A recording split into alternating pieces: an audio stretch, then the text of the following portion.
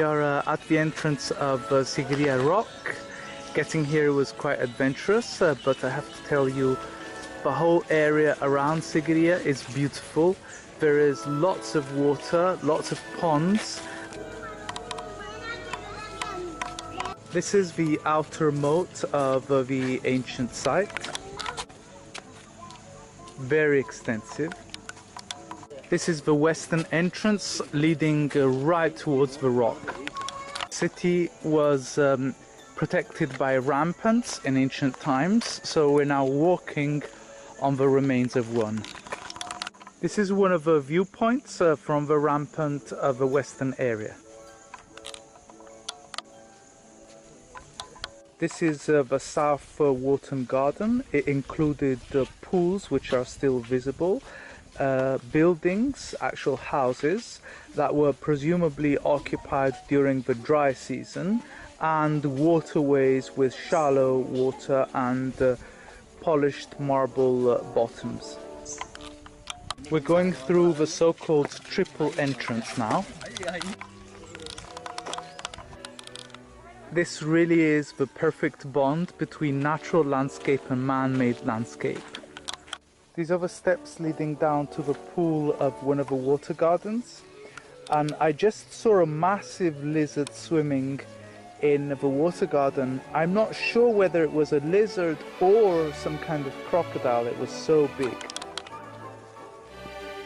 We are in the section called the Four Fountains, and I just learned that the city was originally built by King Kassapa I. King Kassapa I was rather a cruel man. He was the man who killed his own father to become king. But anyway, he built his capital here, so he moved the capital from Anuradhapura to Sigiriya. He reigned over the country. At his death, his brother handed over the site to the priests. And a friendly tourist from Sri Lanka told me that it is very difficult to keep a wife today, but the king used to have 500 wives. We approach it, the rock is just getting bigger and bigger, and the hill climb looks steeper and steeper. This is the Octagonal Pond on the left of the rock face.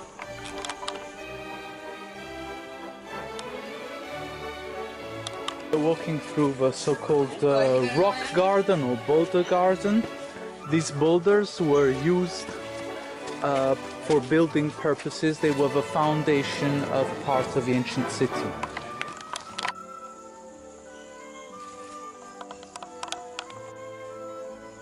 Traces of frescoes here.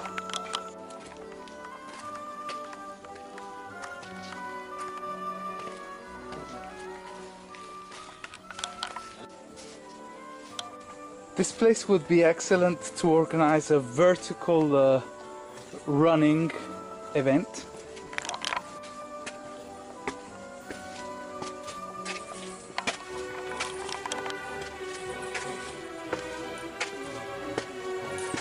We are nearly there.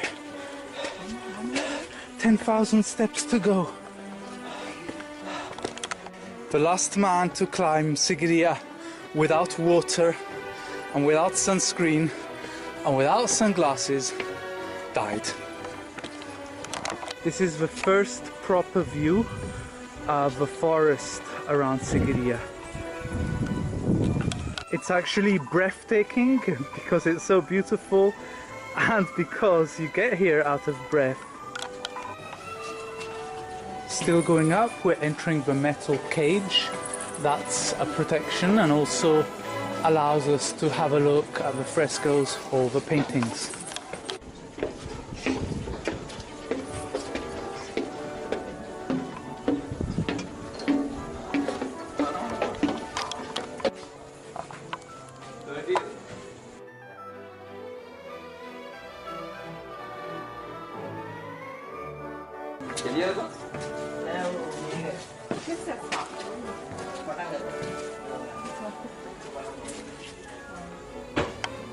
This is one of the few ancient walls still standing, and it's called the Mirror Wall.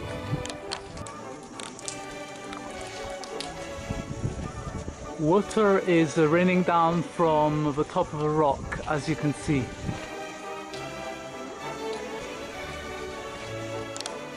This is the famous lion paw staircase. The Line of Sri Lanka is one of the symbols of the country, which is rather strange considering that it is now extinct. We're now at the very top of the rock, and the water games, water pools and gardens continue even here. This is the view from the top of a mountain, and it is truly spectacular. There's forest all around. Some of the forest has been eaten or nibbled away by construction, but on the other side the forest is virtually untouched. Wild elephants still roam this area, and visitors and tourists are highly discouraged to walk around at night in the open, as they might run into elephants that are very dangerous. This is the top of a rock. We made it. The clouds are casting black shadows all over the forest. We hope it won't rain, but we'd love a little bit of shade.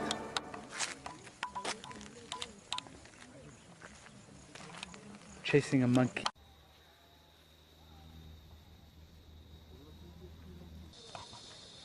We're going towards the end of our visit, towards the descent. I was not able to show you the pictures of the Queen and her servant offering flowers to the gods, because it's forbidden to take pictures or film, so I'll just have to show you a photograph. But the thing that all men will like, probably, is that the Queen and her servant are beautiful and they're topless.